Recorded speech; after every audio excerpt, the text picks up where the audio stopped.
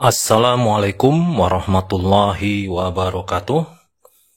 Halo, apa kabar semuanya? Semoga Anda semua yang sedang menyimak video pembelajaran ini dalam keadaan sehat selalu. Jumpa lagi dengan saya di perkuliahan online Aljabar Linear.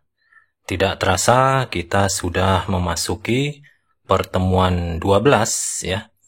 Yang mana sekitar 3 pertemuan lagi kita akan menjalani ujian akhir semester atau ujian pengendali mutu ya. Pada pertemuan hari ini kita akan membahas materi ruang hasil kali dalam yang terdiri dari 2 subpokok bahasan, yaitu hasil kali dalam Euclid, kemudian sudut dan ortogonalitas. Sebelum kita mulai, alangkah baiknya bagi yang belum subscribe, kita tekan subscribe, lonceng, dan like, serta jangan lupa berikan komentar di akhir video. Saya ucapkan terima kasih bagi Anda yang sudah subscribe. Semoga kebaikan dan keberuntungan menyertai Anda. Baiklah, kita mulai saja ya pertemuan ke-12 ini. Ruang hasil kali dalam. Nah, kita mulai dengan definisi yang pertama. Hasil kali dalam atau inner product pada ruang vektor nyata V adalah fungsi yang menghubungkan bilangan nyata U dan V dengan setiap pasang vektor pada V, sedemikian hingga aksioma berikut dipenuhi.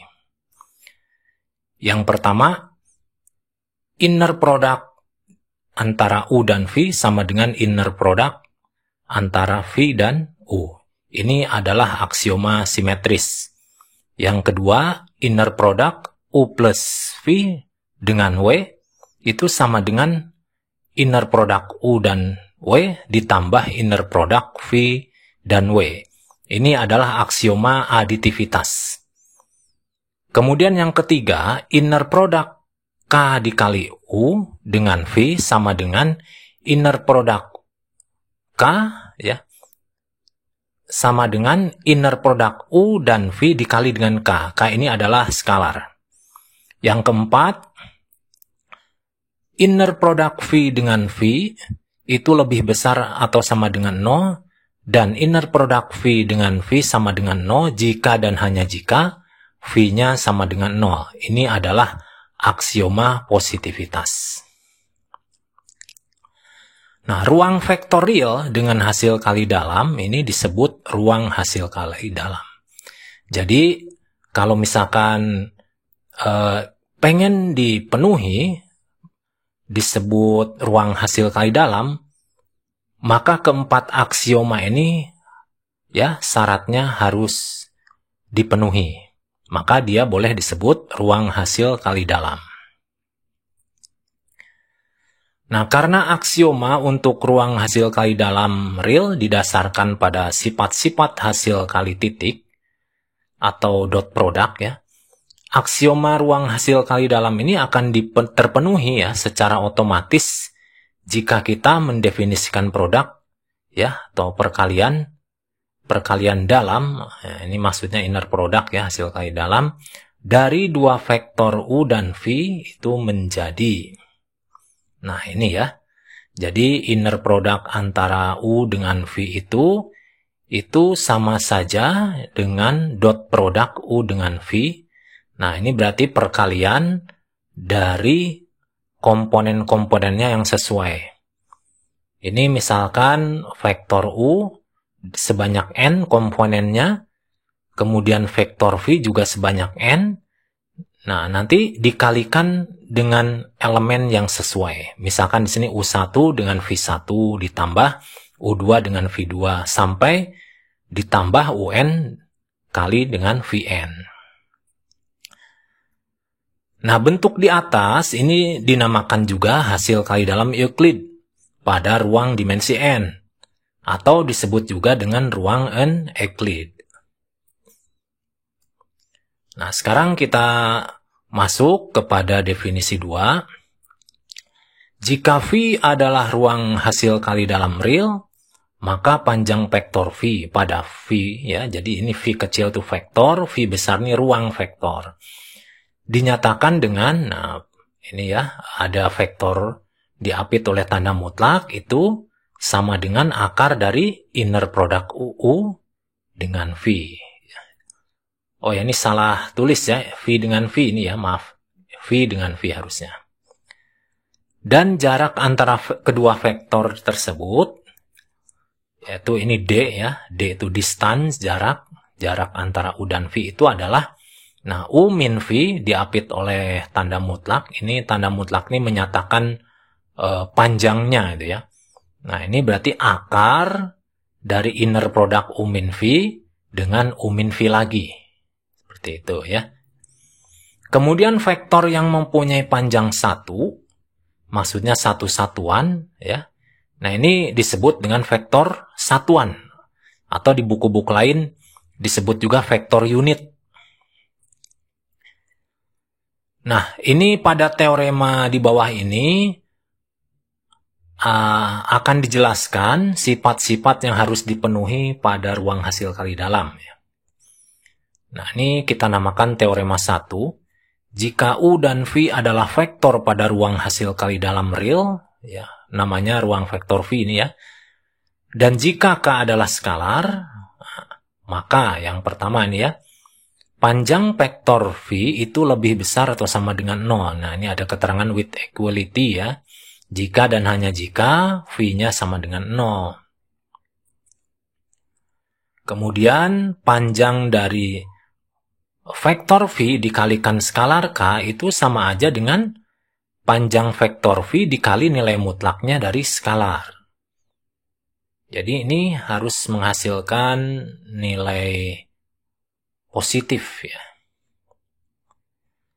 Kemudian jarak atau distance yang disimbolkan dengan D kecil, jarak antara vektor U dan V itu sama dengan jarak antara vektor V dengan U. Kemudian jarak antara vektor U dengan V itu lebih besar atau sama dengan 0. Nah, ini ada keterangan with equality. Jika dan hanya jika U-nya sama dengan V. Jadi kalau misalkan U dengan V itu 0 jaraknya, maka itu terpenuhi kalau U-nya sama dengan V.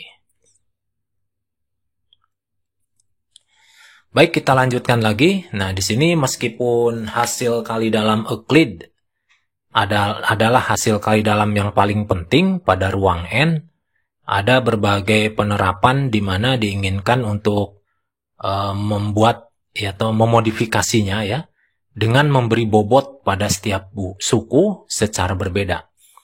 Nah, lebih tepatnya jika W1, W2 sampai Wn adalah bilangan real positif yang dinamakan bobot, dan jika U merupakan vektor terdiri dari N komponen dan V juga vektor terdiri dari N komponen ya, ini berarti berada pada ruang N, maka bentuk di bawah ini inner product antara U dengan V adalah jumlahan dari W1 kali U1 kali V1 ya, kemudian ditambah W2 kali U2 kali V2, kemudian terus saja ditambah sampai Wn dikali Un dikali Vn.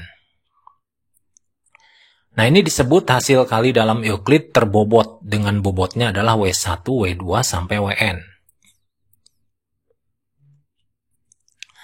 Nah perhatikan bahwa hasil kali dalam Euclid standar adalah kasus khusus dari hasil kali dalam Euclid berbobot, di mana semua bobotnya adalah 1. Jadi kalau definisi di awal ini tidak ada W1, W2 sampai Wn, itu artinya hasil kali dalam yang standar. Artinya W1, W2-nya nilainya sama, yaitu 1. Nah, kita coba ya contoh. Nah, di sini kita disajikan dua vektor pada ruang dimensi 2, dengan vektor U itu komponennya U1 dan U2, vektor V adalah komponennya V1 dan V2. Nah, ini periksalah dengan 4 aksioma bentuk hasil kali dalam Euclid di bawah ini. Nah, ini udah didefinisikan.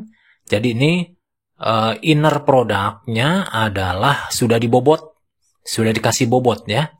Ini W1-nya 3, W2-nya 2. Jadi bukan inner product standar ini. Nah, baik, meskipun dikasih bobot, kita coba apakah inner product ini memenuhi ruang hasil kali dalam Euclid. Nah, kita coba ya, kita bahas. Nah, untuk aksioma pertama, itu, ini inner product U dengan V itu 3 kali U1 kali V1 tambah 2 kali U2 kali V2. Nah, ingat, U1 V1 itu kan komponen ya, bilangan real. U2 V2 juga bilangan real, nah maka dia bisa dibalik, berlaku komutatif di antara U1 dan V1 ini. Sehingga boleh ditulis seperti ini. Jadi 3 kali V1 U1 tambah 2 kali V2 U2. Jadi V-nya di depan. Nah, ini berarti artinya sama aja dengan bentuk seperti ini.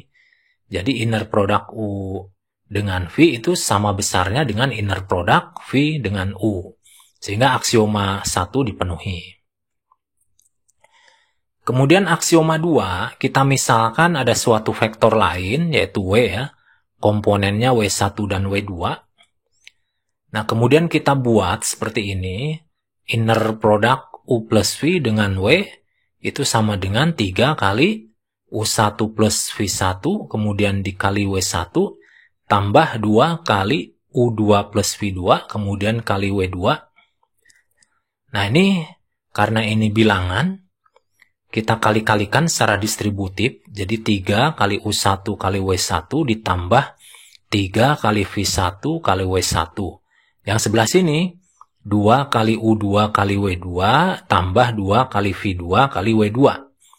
Nah, kemudian kita kelompokkan ya. Setelah ini kita kelompokkan menjadi seperti ini.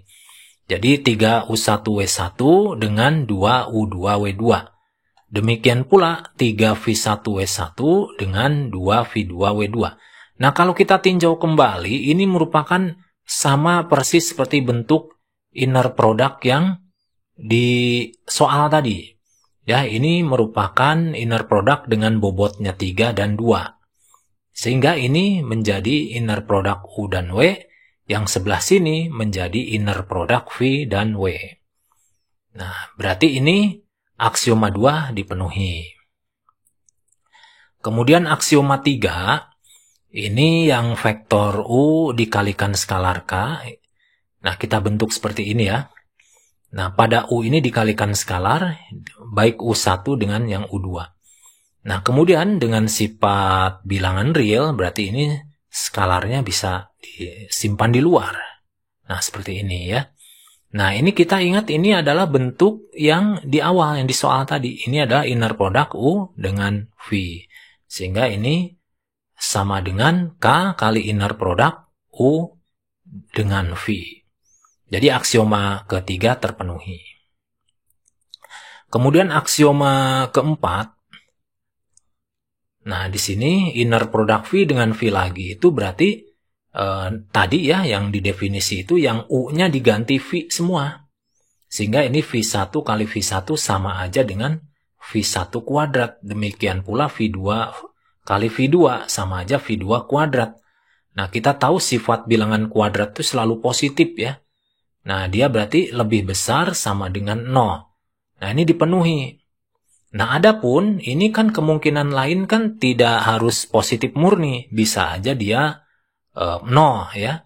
Berarti dengan with equality tadi ada yang setara dengan 0-nya. Ya, dot inner product V dengan V sama dengan 0. Berarti bentuk ini tadi disama dengan 0 kan. Nah, ini solusinya berapa saja? V1 dan V2 supaya ini jadi 0. Mau tidak mau V1 harus 0. Dan V2-nya juga harus 0. Karena ini kan positif. Nggak mungkin 0 ya.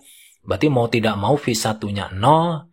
Dan V2-nya juga 0. Jadi keduanya harus 0. Sehingga kalau V1 dan V2-nya 0, otomatis V-nya itu adalah merupakan vektor 0. Nah, jadi dengan demikian, ini aksioma keempat dipenuhi. Nah, karena 4 aksioma telah dipenuhi, maka dari itu inner product dari U dengan V ini, dengan diberi bobot 3 dan 2 ini merupakan ruang hasil kali dalam. Nah, jadi kalau mau membuktikan apakah itu ruang hasil kali dalam, nah buktikannya ya seperti ini ya, harus 4 aksioma.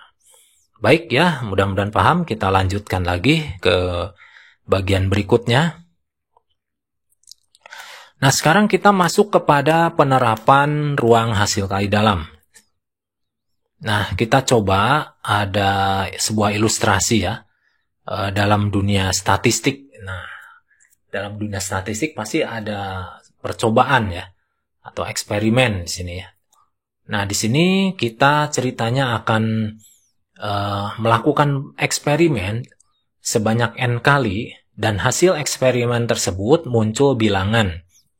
Ya, X1 ini pada eksperimen pertama, X2 pada eksperimen kedua, X3 pada eksperimen ketiga, sampai Xn pada eksperimen ke N. Nah, jika didapatkan ya, nanti X1 itu munculnya F1 kali. Kemudian X2 itu muncul F2 kali. Nah, Xn itu muncul Fn kali. Sehingga nanti total percobaan itu sebanyak M misalkan. Sehingga di sini kita bisa jumlahkan. Nah, ini banyaknya muncul ya. Nah, ini F1, F2 tambah Fn itu sebanyak M kali gitu ya, banyaknya munculnya, atau disebut frekuensi. Sehingga didapatkan nanti rata-rata. Nah, rata-ratanya ini, jadi data yang muncul yang pertama dikali frekuensinya. Data yang kedua dikali frekuensinya ya. Sampai data yang terakhir, data ke N dikali frekuensinya. Dibagi dengan jumlah total frekuensi yaitu M. Sehingga bentuk ini bisa diekspansikan seperti ini. Jadi seper N-nya dikeluarkan. Nah, ini menjadi sebuah bentuk jumlahan dari perkalian. Nah, ini mirip seperti inner product ya. Nah, kalau misalkan X1, X2, Xn2 dianggap sebagai vektor, demikian pula F1, F2, sampai Fn juga vektor ya, kita namakan vektor F. Nah, kemudian W1, W2, sampai Wn itu kita namakan sebagai bobot dengan besarnya adalah 1 per M. Maka dari itu, ini merupakan bentuk mirip seperti sebuah inner product ya, ruang hasil kali dalam. Nah, bisa dibentuk seperti ini ternyata. Jadi ini W1-nya seper M, W2-nya seper M, sampai Wn-nya juga sama seper M. Nah, ini adalah salah satu contoh dari ruang hasil kali dalam. Nah, kemudian kita coba lagi pada bidang lain. Nah, kita kan tahu ya bola atau lingkaran ya. Nah, bola itu pada dimensi 3, kalau lingkaran pada dimensi 2. Itu juga membentuk hasil kali dalam. Nah, kita coba penjelasannya di sini. Nah, jika V sebuah ruang hasil kali dalam, maka himpunan titik dalam V yang memenuhi. Nah, ini panjang vektor U-nya sama dengan 1. Disebut dengan, satuan bola pada R3 atau satuan lingkaran pada R2. Maksudnya ini bola dengan jari-jari 1 itu ya. Ini juga lingkaran dengan jari-jari 1. Nah, di sini itu berarti apapun titiknya, yang pasti dia harus berjarak 1 gitu. Nah, kita akan buat sketsanya dulu ya. Nah, inner product U dengan V sama dengan U1 kali V1 tambah U2 kali V2. Nah, pada ruang 2, kita misalkan dulu ya, vektornya berarti X dan Y, X, Y itu ya. Karena panjang vektor U itu sama dengan 1, nah, berarti kita uraikan ya dalam bentuk inner product tadi sesuai dengan definisi tadi di awal. Ini berarti akar dari inner product U dengan U sama dengan 1. Nah, kemudian karena ini U dengan U, berarti ini X-Y dengan X-Y lagi gitu kan. Jadi, nanti ini X dengan X, ini Y dengan Y gitu. Sehingga menjadi X kuadrat plus Y kuadrat. Nah, kemudian hasilnya adalah X kuadrat plus Y kuadrat sama dengan 1. Ini merupakan persamaan lingkaran dengan pusat di 0,0 dan jari-jarinya adalah 1. Nah, kita coba sketsanya seperti ini ya. Ini lingkaran ini juga kalau mau dibuat dalam ruang hasil kali dalam tuh ya seperti ini bentuknya ya. Jadi panjang vektornya tuh sama dengan 1. Artinya ini sesuai dengan definisi lingkaran yang berjari-jari 1 yaitu sekumpulan kedudukan titik-titik yang mempunyai jarak yang sama sebesar 1 gitu ya. Nah, kemudian kita akan buat sketsa yang contoh kedua nih. Hasil kali dalam U dengan V sama dengan 1/9 U1 kali V1 ditambah 1/4 U2 kali V2. Nah, kita lanjutkan. Nah, pada R2 misalkan U-nya sama dengan, ya ini ada titik koordinatnya XY ya. U itu dinyatakan vektor dalam bentuk komponen X dan Y. Karena panjang vektor U-nya sama dengan 1, nah kita uraikan dalam bentuk inner product seperti ini. Nah, berarti ini karena U-nya itu XY, ini U dengan U lagi, berarti yang V-nya di sini diganti dengan U juga ya. Jadi X kali X, di sini Y kali Y. Sehingga bentuknya akar 1/9 X kuadrat plus 1/4 Y kuadrat sama dengan 1. Kalau kita kuadratkan kedua ruas, nah kemudian kita atur ya, kita kalikan dengan 36, nah bentuknya seperti ini. Nah, ini merupakan sebuah persamaan elips ya, persamaan elips. Nah, sketsanya seperti ini ya. Ini sumbu mayornya 3 ya, ini sumbu minor. Ya, jadi ini untuk elips ini bisa dikatakan ruang hasil kali dalam ya dengan panjangnya 1. Baik, kita lanjutkan lagi dengan bagian berikutnya. Nah, sekarang pada penerapan lain itu kita terapkan pada matriks ya. Matriks dalam bentuk hasil kali dalam. Nah, hasil kali dalam atau hasil kali dalam Euclid terbobot merupakan kasus khusus dalam ruang N yang disebut dengan matriks hasil kali dalam. Jika U dan V sebagai vektor pada ruang N yang dinyatakan dalam matriks kolom dan A merupakan matriks invertible ukuran N kali N. Jadi invertible itu matriks yang punya inverse. Jika inner product U dengan V adalah hasil kali dalam Euclid pada ruang N, maka inner product U dengan V sama dengan matriks A dikali vektor U ini tambah matriks A kali V ya. Nah, itu adalah bentuk hasil kali dalam yang dibangkitkan oleh A. Nah, ini kita coba salah satu contoh hasil kali dalam matriks yang terbobot terjadi pada matriks identitas. Misalkan A-nya itu adalah matriks identitas. Maka bentuk ini kita bisa ubah ke dalam bentuk seperti ini ya. Ini itu matriks identitas. Nah, sehingga bentuk hasil kali bobotnya kita uraikan. Ini seperti definisi yang hasil kali dalam yang terbobot. Nah, ini kalau misalkan ini kita bangkitkan, bentuk yang terbobot ini itu merupakan adalah bentuk ruang hasil kali dalam yang dibangkitkan oleh matriks A. Adapun nanti bentuk matriks A-nya adalah seperti ini. Ya, ini matriks diagonal jadinya ya. Ini dibangkitkan asalnya tuh dari identitas. Ini tadinya 1 ya. Kalau standarnya tuh 1. Sekarang diboboti W1, W2, Wn, maka dia menjadi akar W1, akar W2, sampai akar Wn. Nah, kenapa ini akar? Karena hasil perkalian ini nanti kan akan menjadi W kuadrat gitu ya, seperti itu. Nah, kemudian A-nya berarti harus dalam bentuk akar ya. Karena nanti akar W1 kali akar W1 kan menjadi W1. Oke, kita lanjutkan lagi. Kita coba contohnya. Nah, di sini ada hasil kali dalam ya.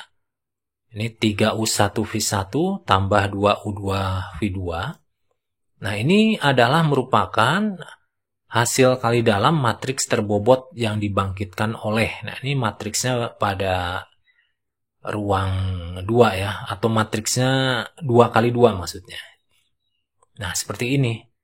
Ini harus 0 di diagonal samping. Nah, ini diagonal yang tadinya identitas diganti menjadi akarnya dari bobot ini. Di sini juga akarnya dari bobot ini ya. Oke, kita coba lagi supaya lebih paham contoh lainnya. Nah, sekarang kalau misalkan inner produk U dengan V-nya sampai 3 ini ya, 3 suku ya. 7U1V1 tambah 9U2 kali V2 tambah 2 kali U3V3. Maka ini merupakan ruang hasil kali dalam yang dibangkitkan oleh matriks berikut. Nah, ini ya, ini tadinya elemen identitas ya, bayangkan aja sebagai identitas, cuman yang diagonalnya yang berisi 1 diganti oleh bobot. Ini akar 7 dari sini, ini akar 9 dari sini, akar 2 dari sini. Nah, ini bisa disederhanakan lagi. Nah, bentuknya seperti ini. Oke ya, insya Allah paham ya. Baik, kita lanjutkan. Sekarang kita masuk kepada sudut dan ortogonalitas. Kita awali dengan teorema ketidaksamaan Cauchy-Squarce. Teorema 2-nya. Jika vektor U dan V pada ruang hasil kali dalam pada V, maka berlaku ya, panjang dari ruang hasil kali dalam ini kurang dari perkalian panjang tiap vektornya. Nah, kita coba ya buktinya. Nah, kita misalkan kita bentuk T kali U ditambah V, dengan T-nya adalah skalar. Kemudian dengan aksioma positivitas. Nah, berarti kalau misalkan inner product TU tambah V dengan TU tambah V lagi, itu kan berarti sama aja dengan seperti ini ya. Sama aja mengkuadratkan. Jadi hasilnya adalah inner product U dengan U dikali T kuadrat tambah 2 kali inner product U dengan V dikali T tambah inner product V dengan V. Lebih besar sama dengan 0. Ya, ini sesuai aksioma ya, sesuai definisi yang di awal tadi. Harus lebih besar sama dengan 0 karena aksioma ini, positivitas. Nah, ini kita karena terlalu panjang, ini kita sederhanakan. Misalkan inner product U dengan U, kita misalkan dengan A. Inner product U dengan V, kita misalkan B. Inner product V dengan V, kita misalkan C. Nah, kemudian kita ganti. Nah, bentuknya menjadi seperti ini. Ini kalau kita tinjau, ini adalah bentuk pertidaksamaan kuadrat dengan variabelnya T. Di sini artinya persamaan kuadrat ini harus lebih besar atau sama dengan 0. Berarti apapun T-nya, ini paling kecil tuh nilainya 0. Yang lainnya berarti positif. Nah, artinya ini ada 2 kemungkinan ya. Dia berarti definite positif, artinya tidak punya akar, atau juga dia sama dengan 0. Ya, sama dengan 0 tuh berarti akarnya kembar. Nah, kalau dengan demikian berarti kalau menyinggung tentang persamaan kuadrat, berarti kita jenis akarnya tuh kita dapat mengetahuinya dari diskriminan. Nah, untuk kasus ini berarti diskriminannya harus lebih kecil atau sama dengan 0. Nah, kita ingat rumus diskriminan yaitu B kuadrat min 4AC. B-nya ini sebagai posisi B-nya itu 2B. posisi A tetap A, posisi C tetap C ya. Kita masukkan ke rumusnya menjadi seperti ini, 4B kuadrat min 4AC kurang atau sama dengan 0. Nah, kita ubah lagi, tadi B-nya apa di sini ya, A-nya apa, C-nya apa gitu ya. Nah, kita ubah lagi ke bentuk inner product, sehingga menjadi 4 kali inner product U kuadrat dikurangi 4 kali inner product U dengan U kali inner product V dengan V. Nah, sehingga kita sederhanakan lagi. Nah, ini berarti pindah ruas. Negatif 4 pindah ruas ke sini ya. Ini 4 dan 4 boleh kita, kedua ruas dibagi 4, jadi habis 4-nya. Kemudian menjadi bentuk seperti ini. Ya. Lalu kita ubah lagi. Nah, ini karena kuadrat, berarti ini kita berikan akar. Nah, karena akar itu harus positif, ya. Berarti di sini kita kasih tanda mutlak sebelah kiri. Sehingga kita tahu ya, akar inner product U dengan U itu adalah sama aja dengan panjang vektor U. Kalau akar dari inner product V dengan V sama aja dengan panjang vektor V. Jadi setelah kita lihat ini, teorema ketidaksamaan Cauchy ini berarti terbukti. Nah, seperti itu ya. Oke, mudah-mudahan paham. Kita lanjutkan lagi. Sekarang kita masuk kepada sudut dan ortogonalitas. Nah, seperti ketahui ya, pada pertemuan sebelumnya kita sudah belajar sudut antara dua vektor. Nah, di sini yang bisa diketahui adalah nilai kosinusnya. Kosinus theta, jadi theta ini sudut antara vektor dan U dan V, maka nilai kosinusnya di sini karena kita sedang memperbincangkan hasil kali dalam, dan hasil kali dalam itu identik dengan dot product ya di sini ya. Berarti di sini bentuknya dot product, inner product U dengan V dibagi dengan panjang U dikali panjangnya V. Adapun nilai cos theta ini terletak antara interval negatif 1 sampai 1. Jadi dia tidak mungkin nilainya misalkan 2 nggak mungkin, 1,5 juga nggak mungkin, min 4 juga nggak mungkin ya. Harus terletak antara ini. Oleh karena itu kita batasi menjadi bentuk seperti ini. Jadi seperti ini ya bentuknya. Nah, adapun untuk mencari sudutnya adalah kita inversekan ya bentuk kosinus ini. Namanya arcus cos ya. Inner product U dengan V dibagi dengan panjangnya U dikali panjangnya V. Nah, kita coba contohnya di sini. Nah, di sini kita akan menghitung besar sudut antara vektor U dan vektor V ya. U dan V ini berada pada ruang 5 dimensi. U itu komponennya 1, min 2, 2, 0, 1. Kemudian vektor V-nya komponennya min 3, 3, 1, 2, 1. Nah, kemudian kita hitung dulu panjang vektor U-nya. Ini akar dari 1 kuadrat tambah min 2 kuadrat tambah 2 kuadrat tambah 0 kuadrat tambah 1 kuadrat. Hasilnya adalah akar 10. Kemudian vektor V panjangnya kita hitung dengan rumus yang sama. Hasilnya adalah akar 24. Nah, kemudian kita hitung kosinusnya ya. Ini inner product U dikali V ya, dibagi panjangnya U dikali panjangnya V. Kita masukkan saja langsung ya. Ini seperti perkalian dot product gitu ya. 1 kali min 3 di min 2 kali 3 tambah 2 kali 1 tambah 0 kali 2 tambah 1 kali 1. Hasilnya adalah min 8 per akar 240. Nah, karena ini negatif, ini sudutnya berarti tumpul ya. Nah, berarti kalau kita ubah ke dalam sudut, kita balik dengan fungsi inverse cos atau arcus cos, hasilnya adalah sudutnya kalau kita bulatkan ya, mendekati sudut 121,33 derajat. Nah, ini merupakan sudut tumpul ya. Kalau sudutnya tumpul, harga kosinusnya itu adalah negatif. Nah, itu ya contoh dari sudut dan ortogonalitas. Baik, kita lanjutkan lagi. Ini masih berkaitan dengan sudut dan ortogonalitas. Kita sekarang masuk kepada definisi 3. Vektor U dan V berada di ruang hasil kali dalam.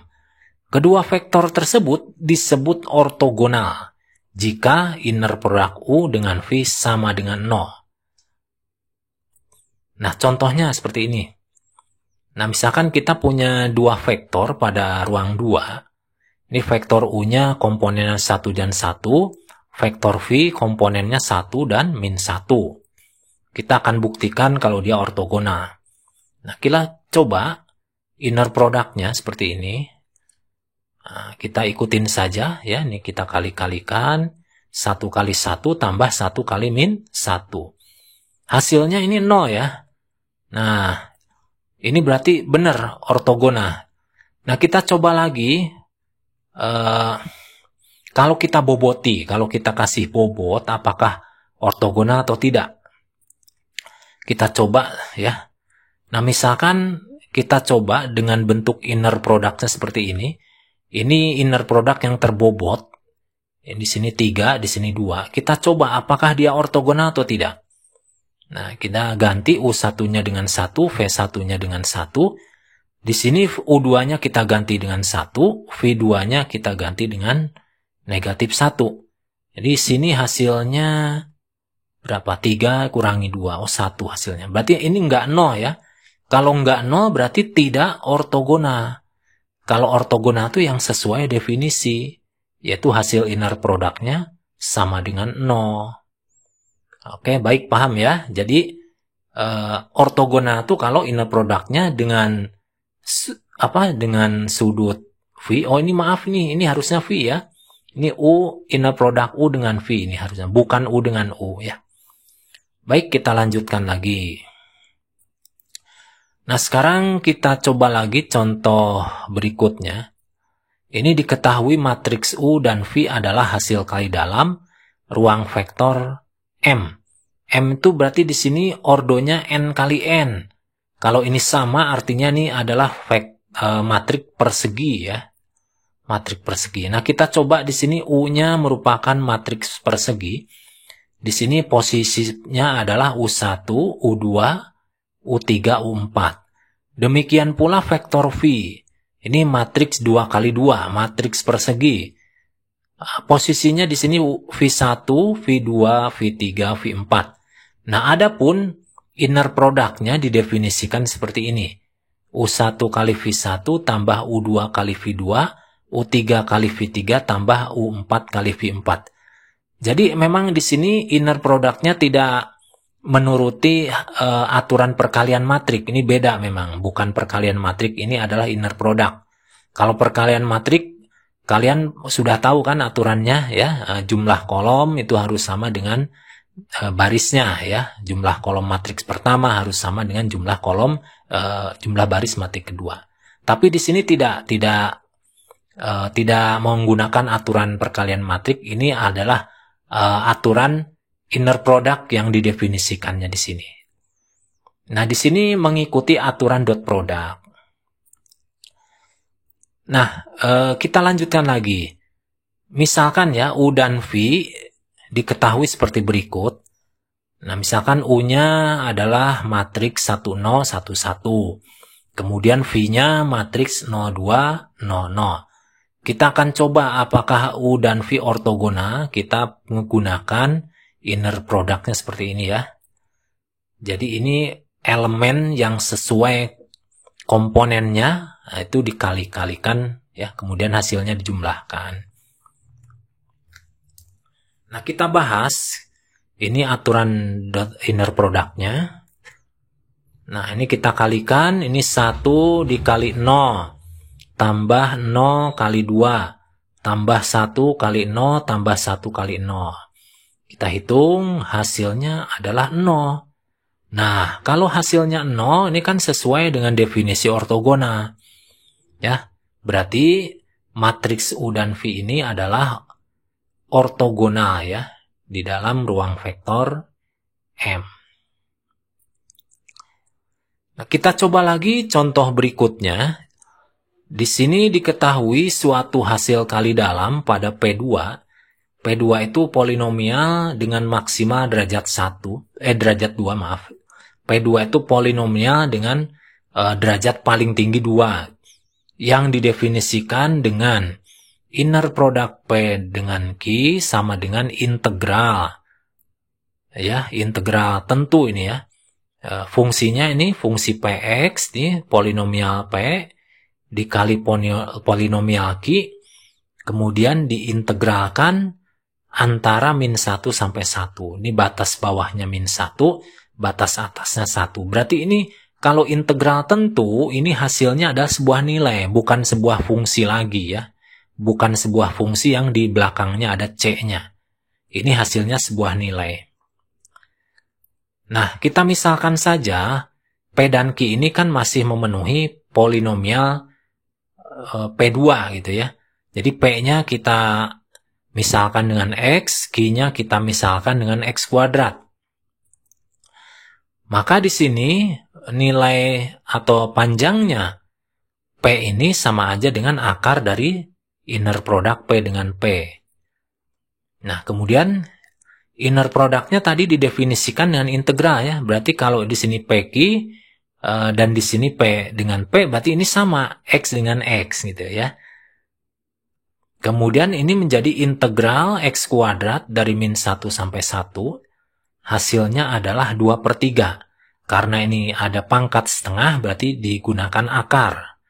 Jadi ini nilainya adalah akar 2/3. Demikian pula dengan yang Q. Q itu nilai atau panjang vektor Q-nya itu adalah akar dari inner product Q dengan Q lagi. Nah, kita lihat inner product-nya berupa integral ya, berarti ini semuanya dalam Q. Ini berarti ngikut semuanya dalam Q. Berarti integral X kuadrat kali X kuadrat. Karena tadi kita definisikan ya, Q-nya adalah X kuadrat. Nah, berarti di sini sama aja integral X pangkat 4 dx antara min 1 sampai 1. Kemudian hasilnya kan 2/5 ya. Nah, di sini karena pangkat setengah ini diberikan akar. Jadi akar 2/5. Nah, kemudian kita coba nilai dari inner product P dan Q-nya. Berarti ini integral X dikali X kuadrat dx antara min 1 sampai 1. Berarti ini kita kalikan jadi X pangkat 3 ya. Nah, kita integralkan.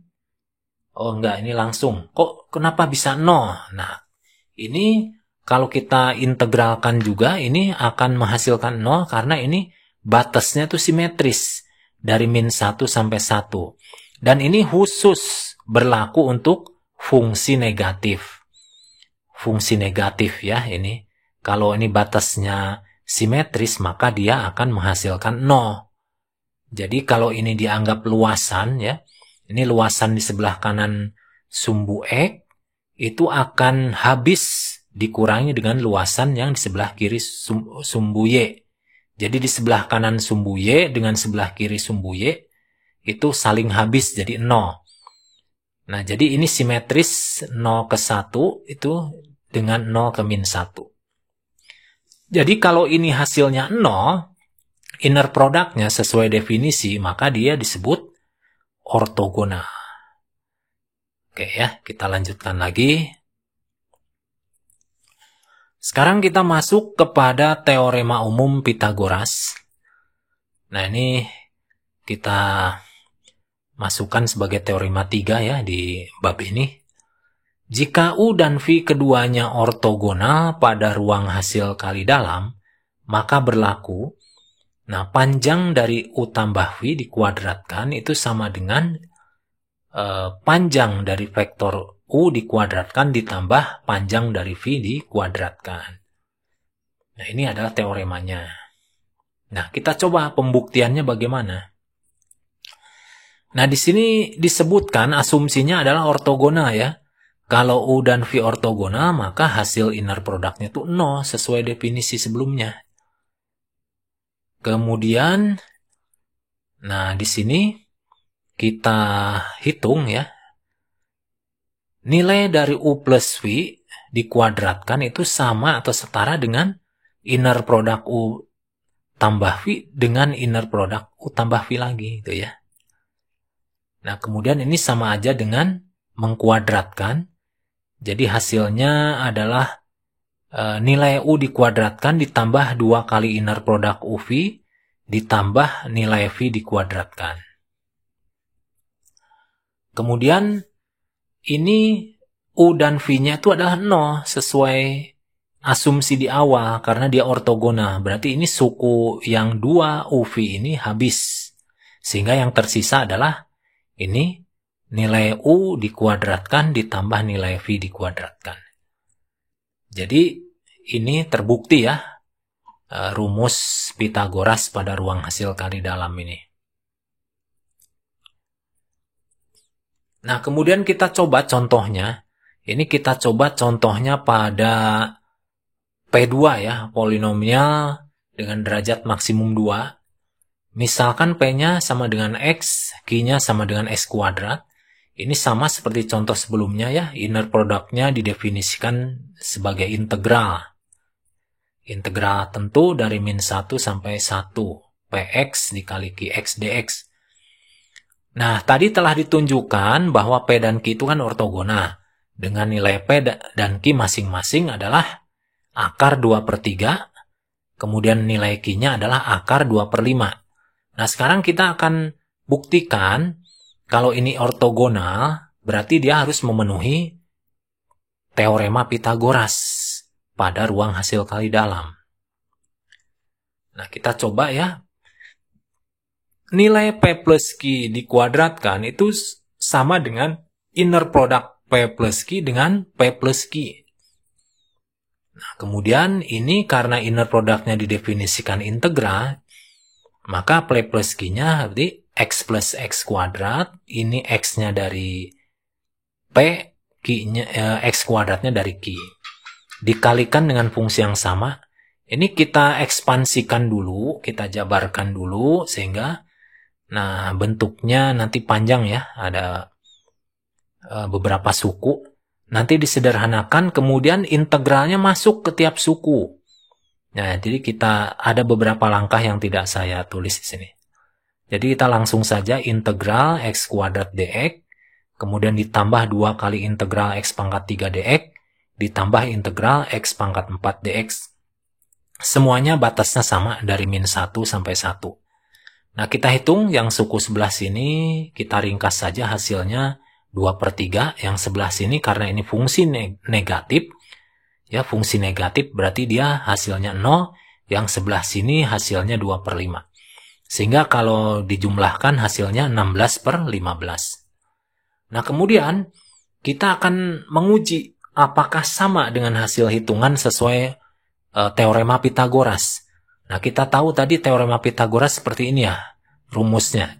Nah, ini kita sudah dapat tadi nilainya berapa? 16/15. Nah, kita masukkan tadi akar 2/3 dikuadratkan, ditambah akar 2/5 dikuadratkan. Sehingga ini akarnya jadi hilang ya. Nah, terus menjadi 2/3 tambah 2/5. Sehingga ini hasilnya 16/15. Oh, berarti terlihat ini ya, hasilnya sama. Di sini 16/15, ini juga 16/15. Sehingga ini memenuhi ya, memenuhi aturan Pythagoras. Jadi kita yakin berarti ya kalau ada ortogonal ya, berarti dia memenuhi teorema Pythagoras. Baik ya, semoga paham. Kita lanjutkan lagi dengan bagian berikutnya. Sekarang kita masuk kepada komplement ortogonal. Nah, di sini ada definisi 4 ya. Bunyinya adalah jika W adalah subruang dari ruang hasil kali dalam V, maka himpunan semua vektor yang ortogonal terhadap setiap vektor dalam W disebut dengan komplement ortogonal dari W. Nah, ini disimbolkan dengan W, kemudian ada pangkatnya apa nih? Tegak lurus itu ya, T terbalik. Tapi saya bacanya gimana? W komplement aja gitu aja ya di sini ya. Nah, oke. Kita coba teorema 4-nya. Ini untuk memperkuat definisi 4 nih. Nah, kalau pada teorema 4, jika W adalah subruang dari ruang hasil kali dalam V, maka yang pertama, W komplement adalah subruang dari V. Kemudian yang kedua, W diiris dengan W komplement itu hasilnya adalah vektor 0. Ya, itu. Nah, kita coba buktinya yang bagian A. Nah, di sini himpunan W komplement itu berisi paling tidak vektor 0. Nah, kemarin kita sudah mempelajari di subruang bahwa setiap subruang itu mengandung paling tidak vektor 0. Itu definisinya. Maka di sini himpunan W komplement juga berisi ya minimal ada satu lah vektor 0 ya. Nah, kemudian berarti inner product antara 0 dan W ini hasilnya akan 0. Karena sesuai dengan definisi atau aksioma tadi yang di depan tadi yang di awal.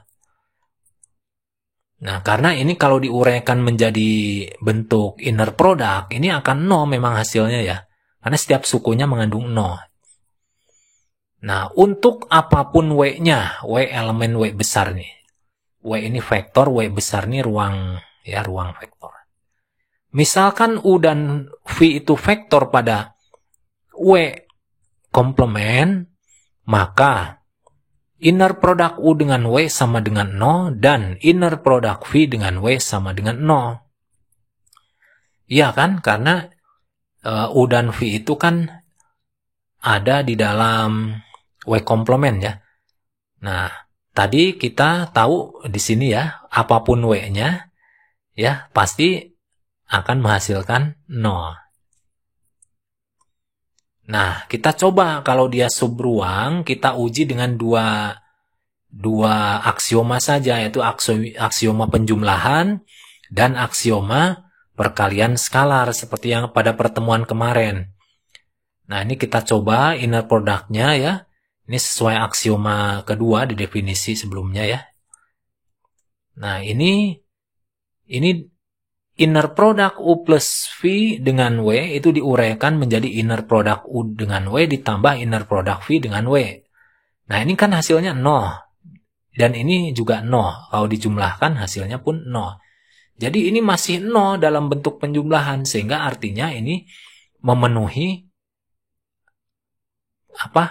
aksioma penjumlahan. Jadi tertutup terhadap penjumlahan. Nah, kemudian kita coba pada perkalian dengan skalar. Di sini kita kalikan U-nya dengan skalar K, sehingga skalarnya keluar. Ya, di sini inner product U dengan W itu menghasilkan 0. Ya kan? Berarti K dikali 0, hasilnya juga adalah 0. Nah, kalau hasilnya 0, ini sesuai dengan di sini. Maka dari itu, ini dengan perkalian skalar juga dia tertutup. Ya. Nah, oleh karena itu, kalau dia tertutup terhadap penjumlahan dan perkalian skalar, maka dia termasuk subruang dari V. Jadi bukti A ini terpenuhi. Nah, oke, kita lanjutkan kepada bukti B. Ini bukti B ya, irisannya berupa vektor 0. Nah, kita coba di sini. Jika V sembarang vektor 0, jika V sembarang vektor, baik di W maupun W komplement, maka V akan ortogonal dengan dirinya sendiri. Kenapa? Nah, karena bentuk inner product V dengan V sama dengan 0. Ya. Nah, kenapa ini sama dengan 0? Karena ini antara W dengan W komplement itu kan ortogonal ya. Berarti V yang di W maupun V yang di W komplement itu akan ortogonal dengan dirinya sendiri. Nah, kan kita tahu ya, kalau V ada di himpunan W, sekaligus V-nya ada di himpunan W komplement, maka dia kan berupa irisan. Nah, berarti di sini terpenuhi inner product V dengan V sama dengan 0. Kalau sama dengan 0 berarti dia ortogonal. Nah, hal ini berdasarkan aksioma positivitas untuk hasil kali dalam.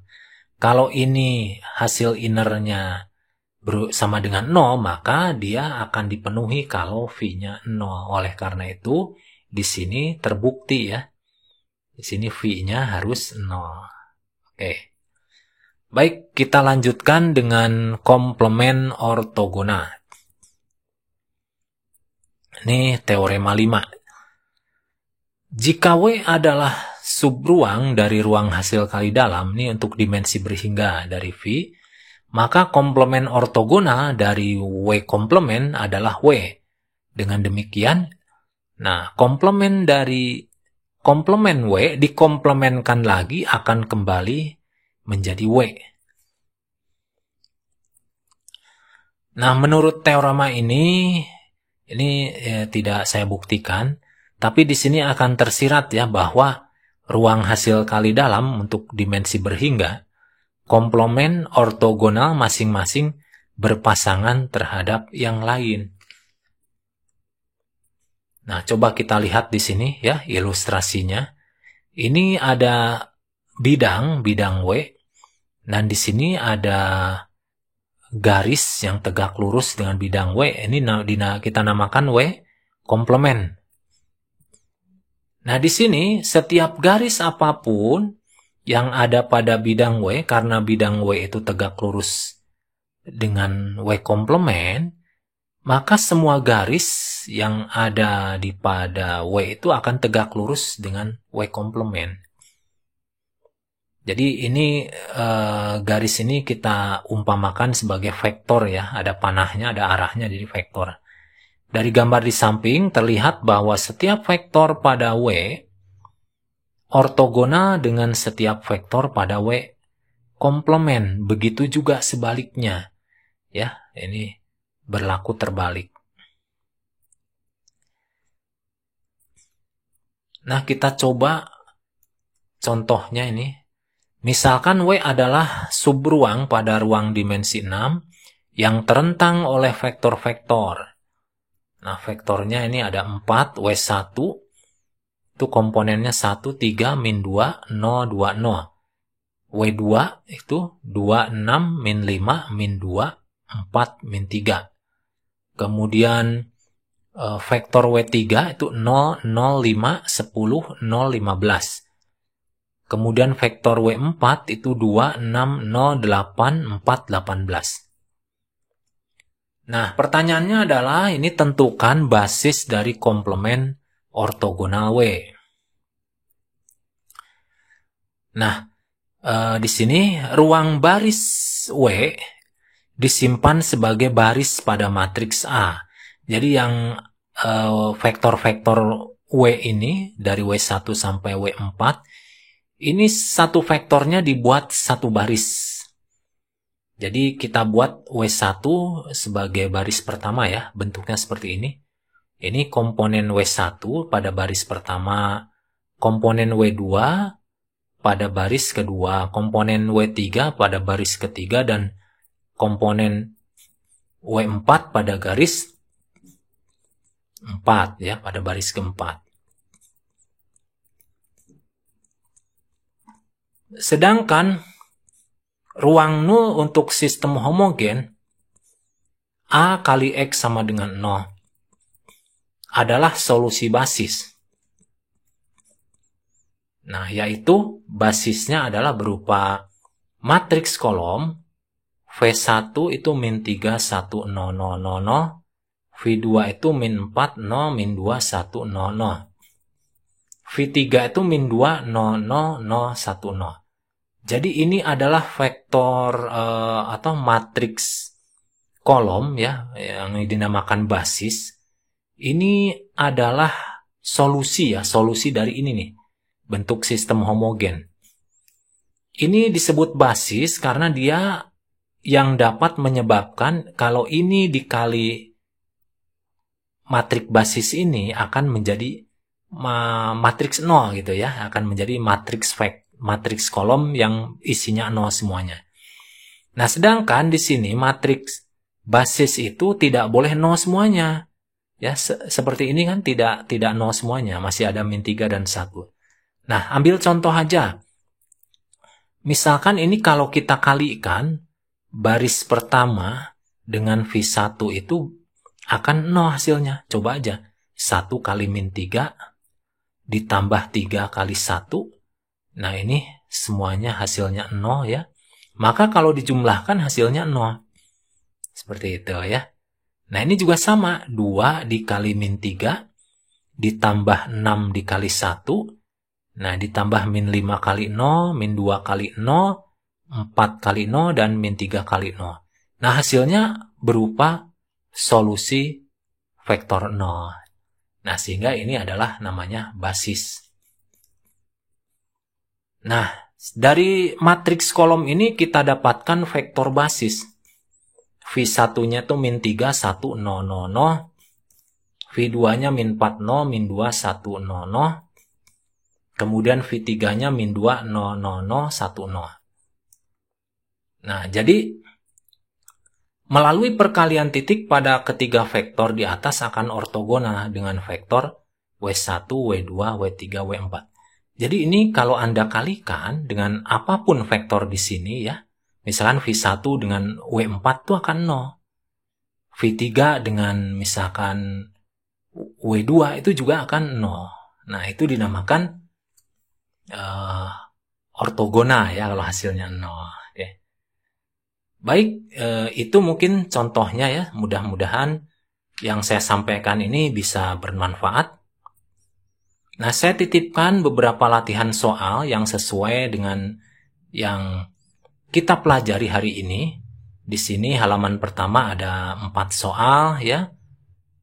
Kemudian ada lagi di halaman berikutnya, di sini ada 3 soal, jadi cukup 7 soal saja. Nah, itu saja dari saya, semoga bermanfaat, mudah-mudahan Anda lancar dalam mengerjakan latihannya ya. Terima kasih, wassalamualaikum warahmatullahi wabarakatuh. Sampai jumpa di pertemuan berikutnya.